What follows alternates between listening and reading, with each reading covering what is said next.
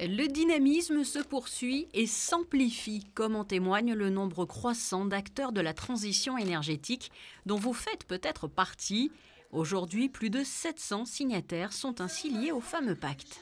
Pour la 3e année consécutive, j'ai le grand plaisir de vous accueillir dans cette salle du Yacht Club de Monaco pour parler d'un sujet très important, la transition énergétique. Je vous remercie de votre présence qui montre l'intérêt de notre communauté sur cette thématique qui porte l'évolution de notre société vers le zéro carbone, une société qui soit aussi plus agréable à vivre et surtout plus saine et moins polluée. Il nous faut aller 4 fois plus vite ensemble. Nous avons besoin de chacune et de chacun d'entre vous au quotidien.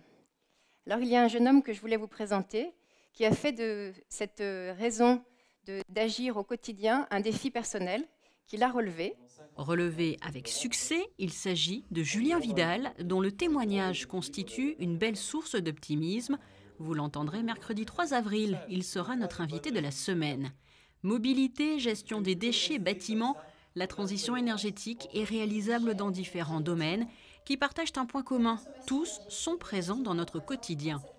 Et afin de récompenser les actes menés depuis des mois, voire des années par certains, des trophées ont été remis à la SBM Offshore, à la Maison Lino et à un jeune adepte du vélo.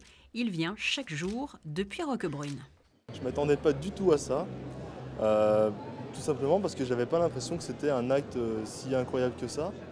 Maintenant, c'est vrai que quand on y réfléchit, c'est vrai qu'il n'y a pas beaucoup de gens finalement qui prennent le vélo dans leur quotidien pour aller au travail. La démarche éco-responsable du magasin Decathlon a aussi été saluée. Il faut dire que tous les gestes comptent. Vous savez comme moi que les dégradations de l'environnement n'épargnent personne. Vous savez comme moi que pour les prévenir, pour les réduire, pour en limiter les impacts, nous avons besoin de toutes les bonnes volontés. Réunir les bonnes volontés au service de notre futur commun, c'est le sens de l'engagement de la principauté de Monaco.